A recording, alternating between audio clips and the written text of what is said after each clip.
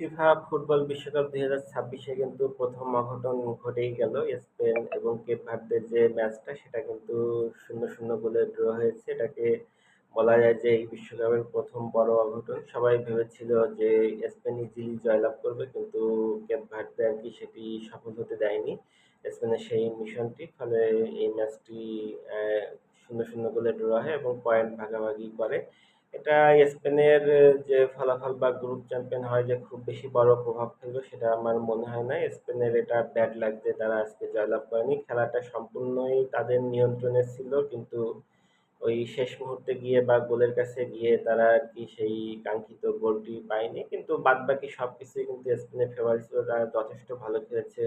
পাসগুলো খুবই দুর্দান্ত পাস ছিল। মানে খুবই সমন্বয় ছিল তাদের মধ্যে।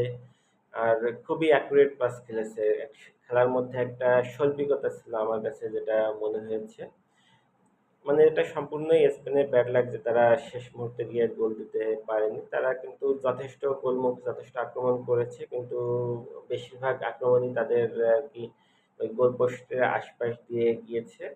আর যা কিছু আক্রমণ গোল পোস্টের ভিতরে ছিল সেগুলো খুব বেশি যে জোরালো ছিল সেরকম না, দুর্বল ছিল এবং সেগুলো কেপ ভার্দের যে গোলকিপার সে ঠেকিয়ে দিতে সক্ষম হয়েছে। সে কিন্তু বিশাল বড় একটা সাপোর্ট দিয়েছে কেপ ভার্দেকে। সে যথেষ্ট ভালো খেলেছে, যথেষ্ট আ মানে একটা বলা যায় যে দেয়াল হয়ে দাঁড়িয়েছিল যতগুলোই আক্রমণ হয়েছে সেগুলোর সামনে। আশা করি এই তার আজকের খেলা দেখে ইউরোপের অনেক ক্লাবেরই তার দিকে নজর থাকবে এবং সে ইউরোপের কোনো ভালো মানের ক্লাবে চান্স পেলেও অবাক হওয়ার কিছু থাকবে না।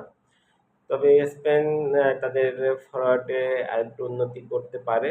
অনেক ক্ষেত্রে যেটা মনে হয়েছে যে মানে ওই যেটা হয় না যে একদম সিওর না হয়ে গোল পোস্টের দিকে শট না দেওয়া, এটা অনেক সময় লক্ষ্য করা গেছে। তাদের দূরপাল্লার শটগুলো আরেকটু প্র্যাকটিস করা দরকার এবং আ আ যে একদম ছোট, ছোট পাস দিয়ে খেলা, এটা স্পেনের আরকি রক্তে মিশে গেছে। স্পেনের কৌশলই এটা।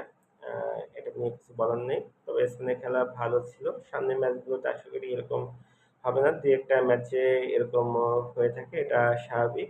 আমি নিশ্চিত যে সামনের ম্যাচগুলোতে স্পেন ভালো করবে এবং আ ভালোভাবেই জয়লাভ করবে। আর স্পেনের জন্য শুভকামনা। তাদের আজকের খেলা দেখে মনে হয়েছে যে তারা অন্তত সেমিফাইনাল খেলবে। এখন দেখা যাক স্পেন কতদূর যেতে পারে। ভালো থাকবেন। আপনারা যদি আজকের খেলা দেখে থাকেন, আপনাদের কাছে কেমন লেগেছে সেটা অবশ্যই কমেন্টস জানাতে ভুলবেন না। ভালো থাকবেন। কথা হবে অন্য কোনো ম্যাচ নিয়ে।